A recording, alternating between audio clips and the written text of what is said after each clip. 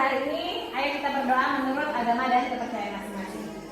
Sebelum kita ke pelajaran, mari kita berdoa. Berdoa mulai.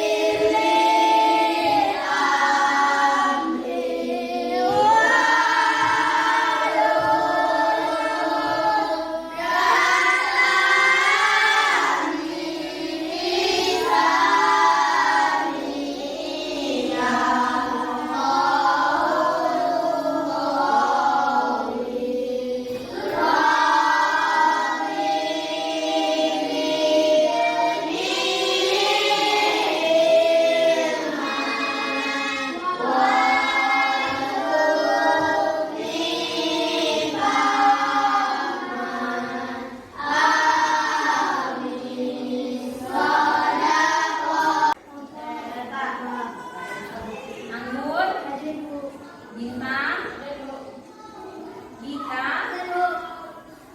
Ilham, Iren, Edi, Fadila, Jimmy, Julian, Nova, Al-Qadri, Putra, Rizky Mario,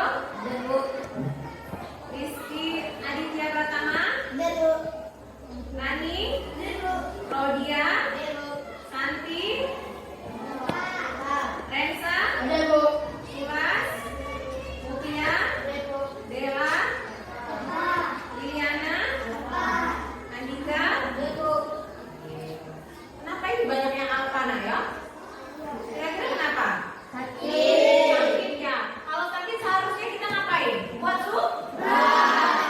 kenapa? Biar ada keterangannya, gurunya biar tahu ini anak kenapa nggak masuk gitu ya. Lain kali yang di kelas ini kalau misalnya tidak masuk, mau ada keperluan keluarga harus buat surat titipkan sama temennya ya. Dia dikasihkan sama guru yang masuk ke kelas hari ini ya. Oke, sebelum kita belajar titipkan sama temennya ya. Dia dikasihkan sama guru yang masuk ke kelas hari ini ya. Oke, sebelum kita belajar coba lihat di sekelilingnya ada sampah nggak? Nah, silakan dibuang dulu sampahnya terlebih dahulu ya. Sampahnya dibuang dulu. Lihat bajunya yang masih belum rapi, pakai pecinya harus rapi. Bajunya dimasukkan semua. Semuanya berdiri ya, kita nyanyikan lagu wajib nasional Indonesia Raya ya. Ibu minta tolong Iren maju ke depan ya untuk pimpin teman-temannya nyanyi lagu Indonesia Raya.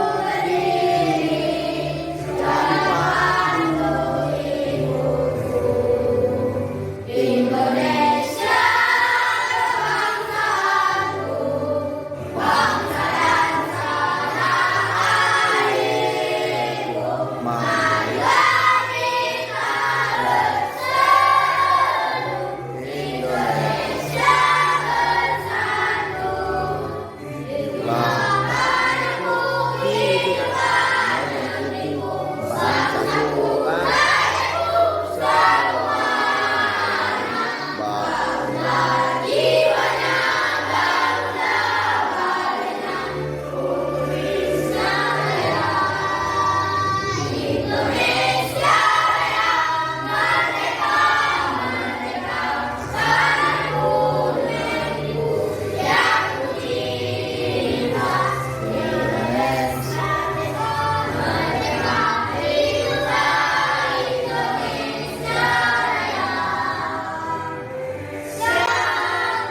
Oke.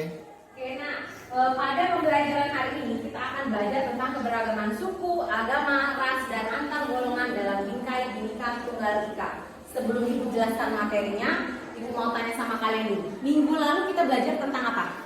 Perumusan dan penetapan Pancasila. Oke, benar. Jawaban siapa tadi? Handika. Handika. Jawaban Handika benar. Tepuk tangan buat Handika. Jawaban Handika ya. Minggu lalu kita sudah belajar tentang perumusan dan penetapan Pancasila. Kaitannya adalah Pancasila itu juga berkaitan dengan apa? Persatuan Indonesia ya. Sila 3 Persatuan Indonesia. Kaitannya dengan apa? Dengan ini, keberagaman suku, agama, ras, dan antar golongan. Dimana kalau tidak ada persatuan tentu akan menjadi permasalahan di tengah-tengah masyarakat ya. Oke.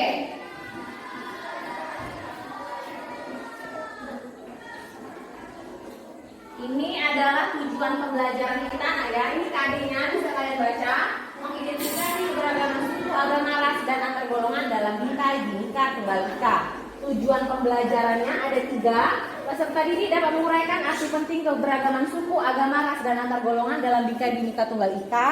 Lalu peserta didik mampu mendeskripsikan macam-macam keberagaman suku, agama, ras, dan antar golongan dalam bingkai Bhinneka Tunggal Ika, serta menganalisis faktor-faktor penyebab keberagaman masyarakat Indonesia. Belajar PKI dari SD, kita tahu kalau jumlah suku bangsa di Indonesia dikenal puluhan atau ratusan lebih bahkan sampai ribuan. Banyak banget. Mungkin teman main kita, tenaga kita, atau guru kita datang dari suku yang berbeda. Kebiasaannya beda, bahasanya beda, dan ada aja perbedaan lain yang sebetulnya bikin budaya kita makin kaya meski kadang timbul kesalahpahaman. Dan kalau udah salah paham, malah bisa jadi bibit pertikaian. Nah, sekarang coba kita bayangin apa jadinya negara kita kalau cuma ada satu suku di Indonesia. Kejadian tentu aja kebiasaan masyarakat jadi sama, bahasanya sama, dan bisa jadi udah gak ada lagi alasan untuk kita berantem. Singkatnya mungkin keadaan tadi bisa bikin negara kita jadi lebih tentram. Itu baru berandai-andai, karena nyatanya gak ada negara yang cuma punya satu suku. Kalaupun ada yang dekat, itu adalah negara ini, yang hampir semua penduduknya dari suku yang sama. Lalu sekarang pertanyaannya, apakah mereka tentram aja? Sepertinya kelihatannya kayak gitu. Tapi tunggu dulu, sebenarnya ketentraman negara dengan cuma satu suku itu bukan jaminan pasti dan masih sering diributin karena para peneliti juga gak yakin. Karena negara kayak gitu bisa ada kemungkinan buat jadi lebih tertutup sama orang asing dan bikin negara itu jadi lebih antisosial. Dan sebenarnya ada aja negara-negara yang penduduknya beragam tapi juga bisa tentram dan damai. Gak perlu nyari jauh-jauh, kita bisa tinggal nengok ke tetangga kita satu ini yang ngakuin banyak agama dan di saat yang bersamaan bisa hidup damai berdampingan. Ngomongin soal satu suku, dunia punya pengalaman pahit gara-gara orang pengen lumpas keberagaman di suatu tempat. Ada orang ini yang pengen bikin sukunya superior sendiri dan gak masuk isi negara buat lumpas kelompok tertentu. Dan itu gak cuma sekali kejadian, banyak kelompok lainnya di dunia yang berusaha ngilangin kelompok suku lainnya. Dan semuanya sama, semua disulut sama bensin bernama cerita-cerita kebencian yang disebarkan ke banyak orang. Kalau begitu, dalam satu api kecil aja semua bakal berbahaya. Dan pastinya itu gak boleh terjadi lagi. Sekarang ayo kita lihat ke negara kita sendiri. Rasanya mustahil dibikin jadi satu suku karena dari ribuan suku yang ada, lahir ratusan adat dan budaya yang ngebentuk Indonesia. Bahasa persatuan kita dari bahasa Melayu, yang meski sedikit dipakai pada masa itu, akhirnya dipilih jadi bahasa persatuan. Semboyan Bhinneka Tunggal Ika diambil dari bahasa Jawa kuno. Tapi gak usah jauh-jauh, kita pun bisa berkondangan pakai kain dari Makassar, makan pempek Palembang sambil dengerin lagu campur sari yang bikin air mata bercucuran karena inget mantan. Jadi lewat video ini kita makin sadar kalau keberagaman mesti kita syukuri. Itu tes kita buat saling memahami dan bekerja sama dalam satu cerita yang sama, Indonesia. Sebuah negara yang punya ribuan beragam suku dan budayanya, tapi tetap satu juga. Dan seperti biasa, terima kasih. Oke, itu tadi videonya menceritakan tentang apa, Nak?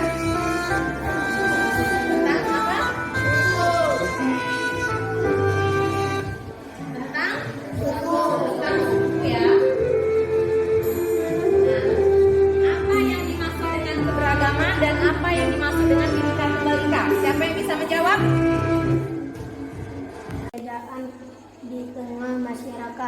Oke, keberagaman itu sebuah variasi ataupun sebuah perbedaan di tengah-tengah masyarakat. Keberagaman di Indonesia itu terdiri dari apa saja? Ada keberagaman agama, ada keberagaman suku, antar golongan dan juga ras ya. Kita lihat satu persatu.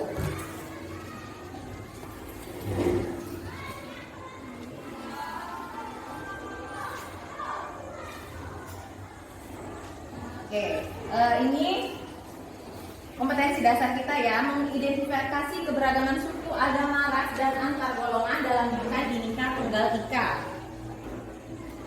Nah, sebelumnya kita harus tahu dulu arti penting keberagaman bagi masyarakat Indonesia itu apa?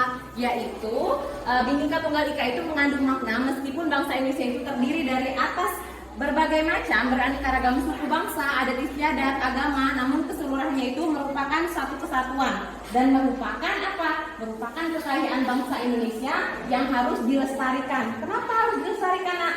Kenapa ya keberagaman Indonesia harus dilestarikan? Karena merupakan kemarin yang sudah kita bahas merupakan kekayaan yang tidak dimiliki oleh bangsa yang lain. Itu adalah arti penting keberagaman bagi masyarakat Indonesia. Nah, ini keberagaman bangsa Indonesia ada 4 ya, keberagaman suku, keberagaman agama, ras, dan juga antar golongan. Ini faktor penyebab keberagaman masyarakat Indonesia. Yang pertama, letak strategis wilayah Indonesia. Bisa kita lihat di sana ya, letak strategis wilayah Indonesia. Indonesia itu terdiri dari jutaan kilometer, nah ya. Semuanya dipisahkan oleh apa? Ini apa namanya? Ini daratan, yang ini Air. lautan ya. Ya ini lautan. Jadi setiap pulau di Indonesia itu dipisahkan sama laut. Nah, kita lihat aja ya. Kita di sini ada di Pulau Sumatera. Pulau Sumatera ini kalau mau ke Jawa, kita harus menyeberangi apa dulu? Menyeberangi laut. Kalau misalnya kita menggunakan pesawat terbang cepat nih ya, sampainya cepat. Tapi kalau misalnya kita menggunakan kapal laut, itu bisa berhari-hari. Kenapa? Karena kita menyeberangi lautan terlebih dahulu, ya. Itulah kenapa adanya keberagaman di masyarakat Indonesia, karena faktor letak strategisnya ini tadi salah satunya. Terus apa lagi? Kondisi negara yang berbentuk kepulauan Indonesia terdiri dari beribu-ribu pulau yang secara fisik terpisahkan oleh lautan, kayak yang sudah dibilang tadi, terpisah oleh lautan. Jadi, nah, terpisah-pisah ya. Jadi untuk komunikasi, alat transportasi kalau sekarang itu kan sudah lebih mudah. Kalau dulu itu sangat sulit, sehingga itu juga menjadi penyebab keberagaman karena setiap masyarakat masing-masing mengembangkan budayanya sendiri, mengembangkan kehidupan mereka secara sendiri-sendiri tanpa berkoordinasi dengan warga masyarakat yang ada di pulau lainnya seperti itu. Lalu perbedaan kondisi alam. Apa itu kondisi alam? Kita di sini di daratan atau di lautan? Daratan ya. Ada nggak di Indonesia itu yang daratannya tinggi ya? Ada ya. Ada nggak yang daratannya rendah? Ada yang tinggal di gunung? Ada nggak? Ada kan? Nah, jadi perbedaan kondisi alam. Ada yang dataran rendah seperti kita ini kan? Kita di letaknya kita strategis ya, kita mau ngapain aja bisa. Kalau orang yang di pesisir pantai itu kan ada juga ya, pesisir pantai tinggalnya, ada juga yang tinggal di gunung misalnya. Dan yang terakhir itu penerimaan masyarakat terhadap perubahan. Ada masyarakat yang mau menerima perubahan, ada juga masyarakat yang tidak terbuka sama yang namanya perubahan. Gua ambil contoh di sini ya. Ini kehidupan masyarakat yang sudah maju.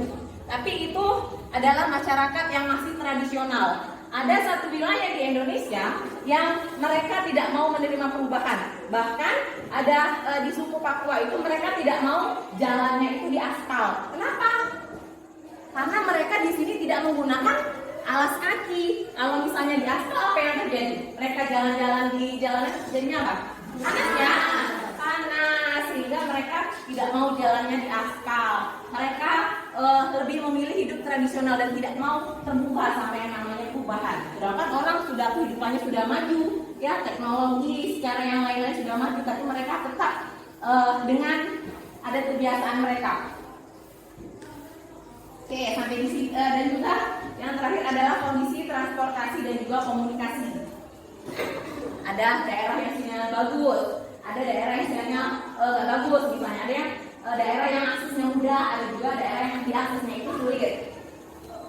Nah, oke, sampai di sini tadi ada yang mau ditanyakan? Ada yang mau ditanyakan? Nak?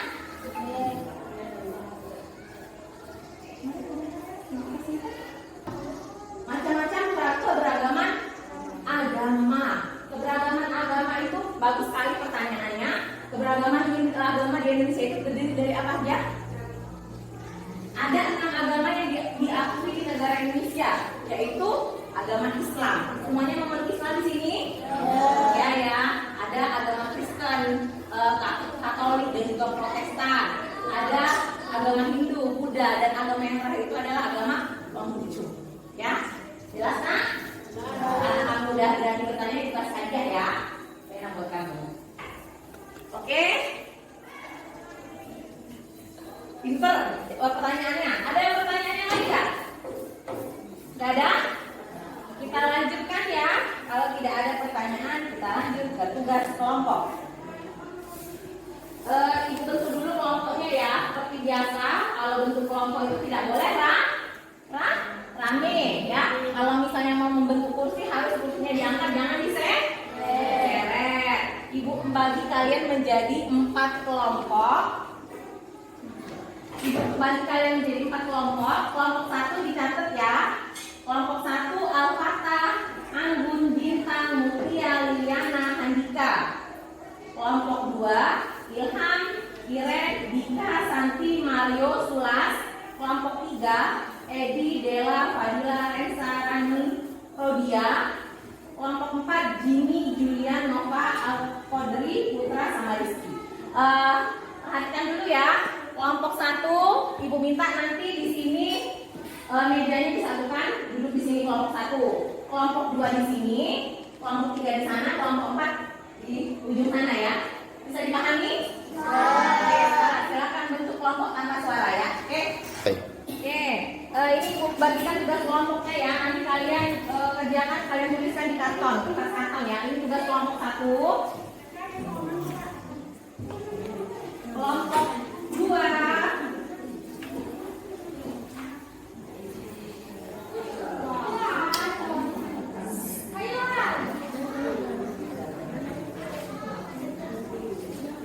kelompok 3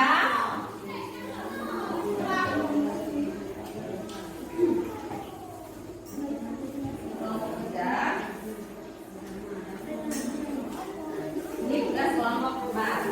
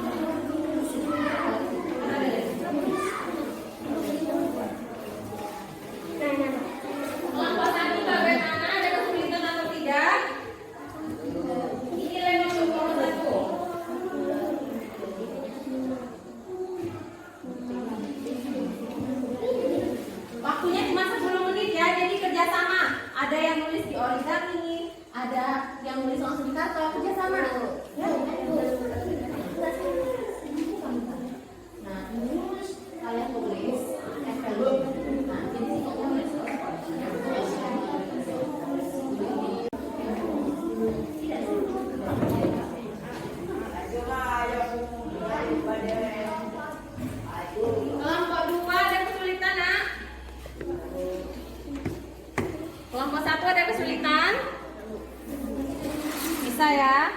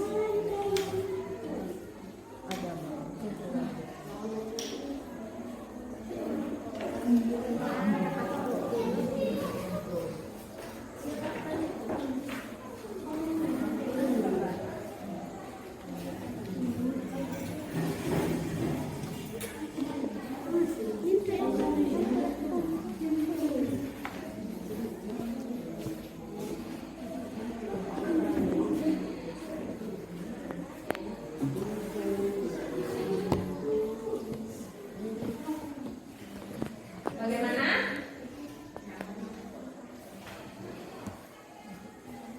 Dibuat sekreatif mungkin ya.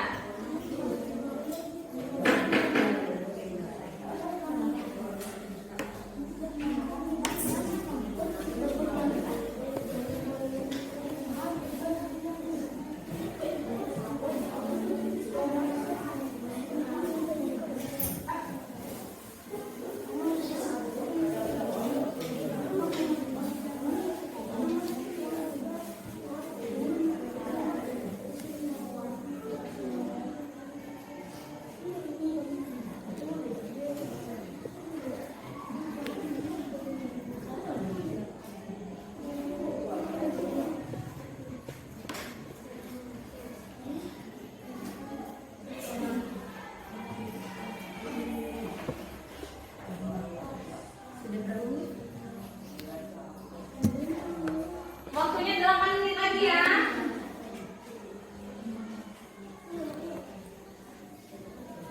Tinggal 8 menit lagi, silakan bekerja sama. Ini kalian saat mengerjakan tugas secara bersama-sama ini semuanya ikut nilai ya. Mana yang aktif, mana yang cuma duduk manis aja, itu ada nilainya semua ya. Observasi dari ibu.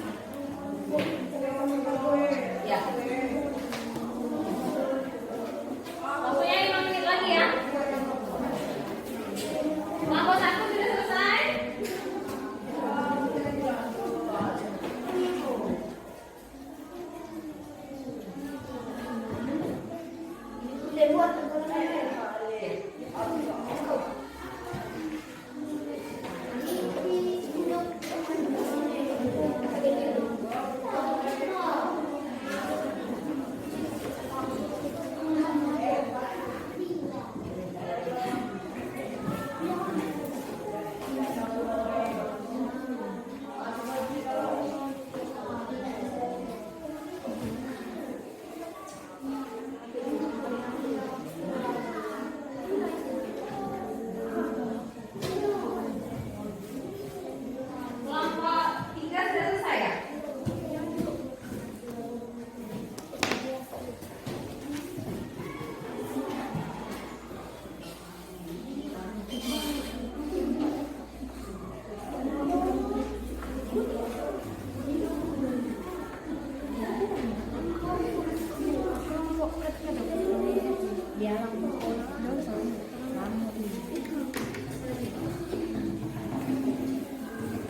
Bagaimana kelompok 2? Ada kesulitan?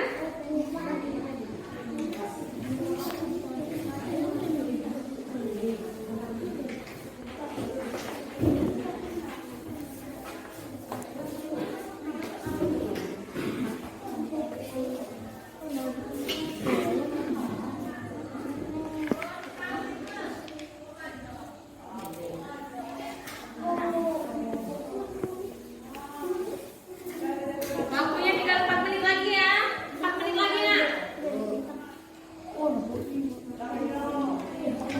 Tinggal 4 menit lagi.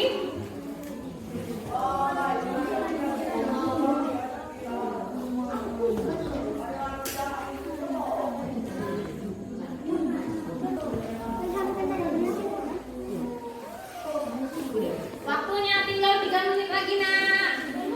Ayo kerjasamanya.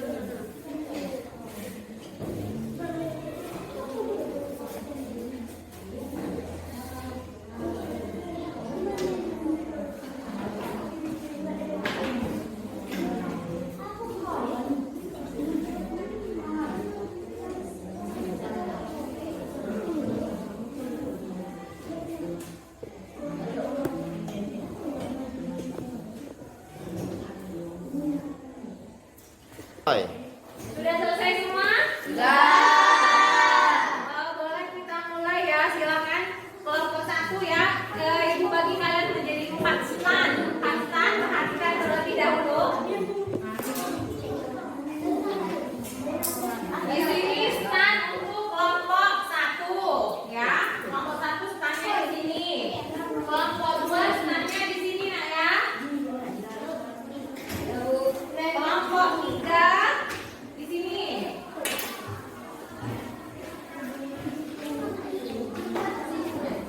Sini aja. Di sini kelompok 3 ya.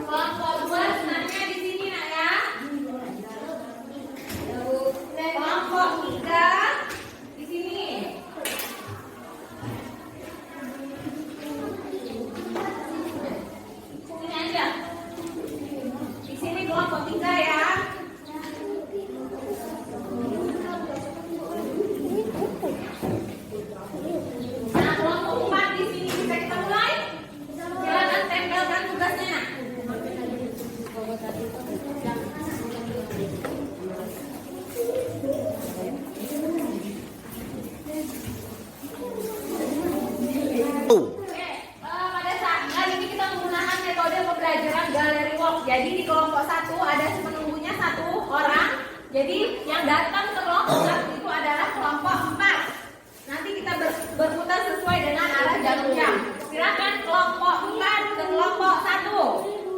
Kelompok 4 anggota kelompoknya. Ayo.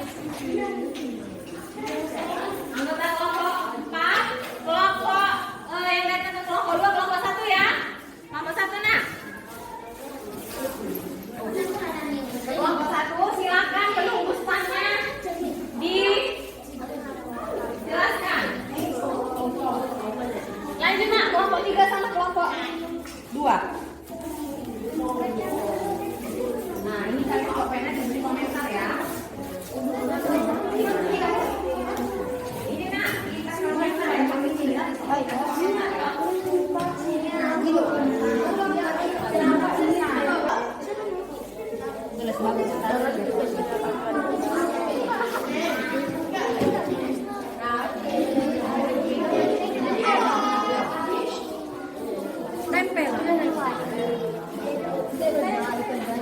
Sudah di kelompok yang sekarang kita berputar sesuai dengan arah jarum jam. Kelompok 4 yang kelompok 1 yang penulisannya tetap, kelompok 4 belum berpindah. Ayo nak, berpindah. Yang dari sini berpindah ke sana. Berpindah ke sana. Bentar ya. Yang sini sudah berpindah. Jabatan dan pekerjaan. Sudah berpindah ya. Kelompok 2 di sini nak. Pinjam pena. Oke. Sudah?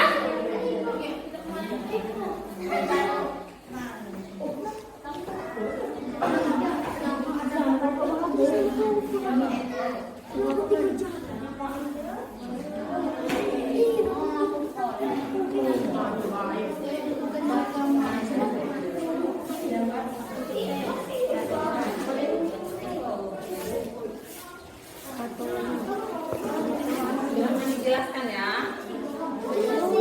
Ini tandanya lagi.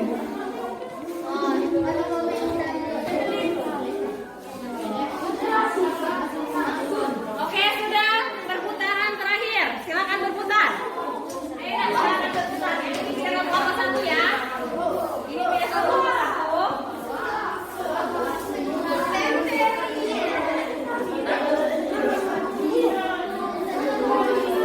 Saya sudah ya. Sudah berputar.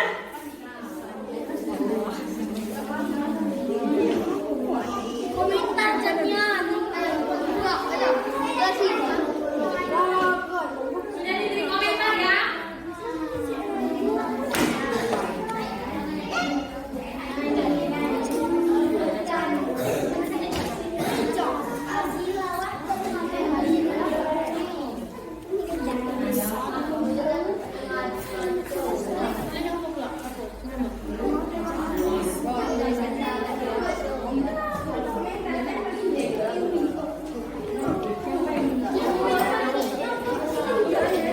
Yang bang itu kok yang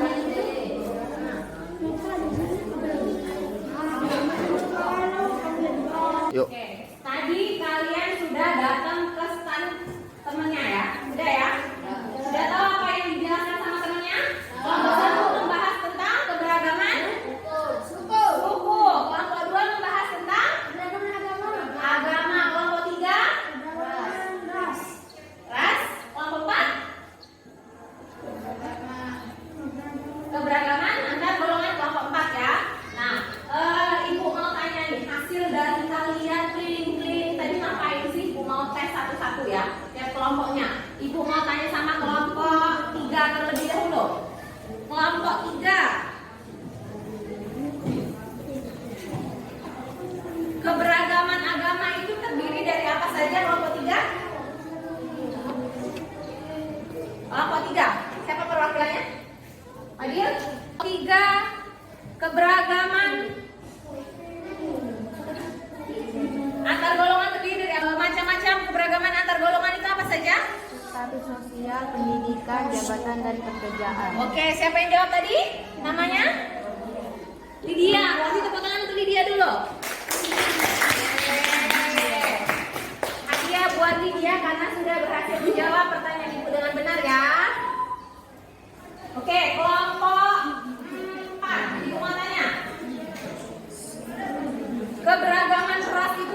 dari apa saja? Kelompok 4.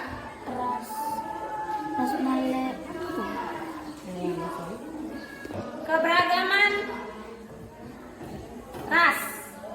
Ras Malayan Mongoloid biasanya terdapat di daerah Sumatera, Jawa, Bali, Nusa Tenggara Barat.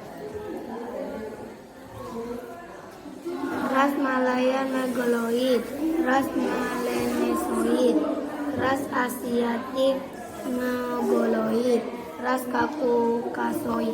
Oke, benar sekali jawabannya ya. Ini hadiah untuk Im.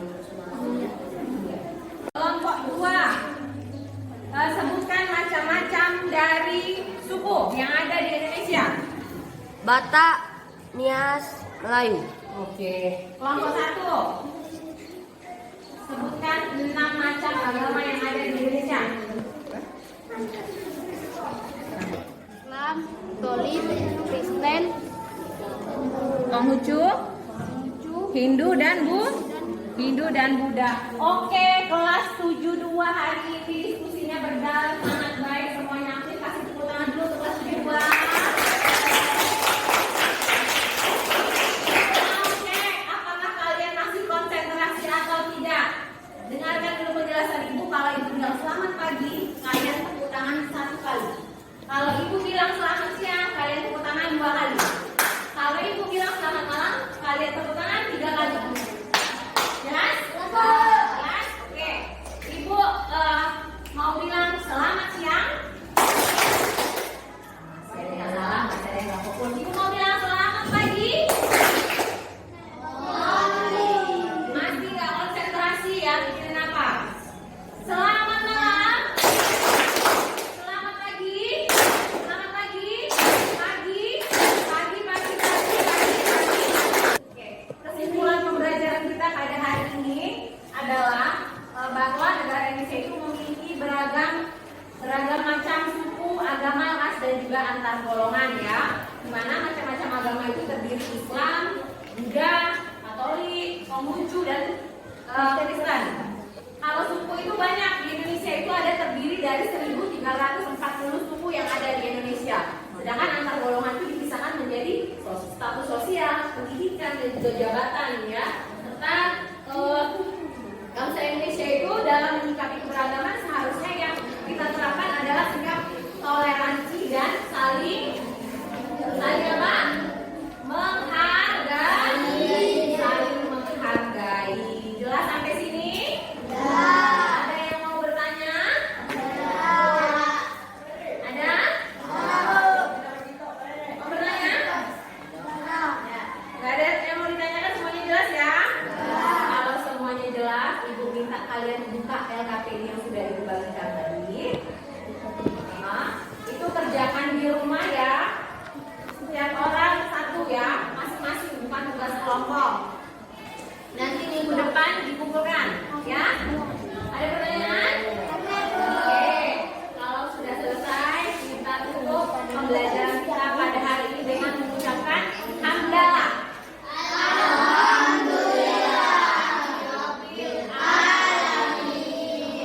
Terima kasih untuk pembelajaran kita pada hari ini. Silakan lanjutkan pelajaran berikutnya. Ibu akhiri. Assalamualaikum warahmatullahi wabarakatuh.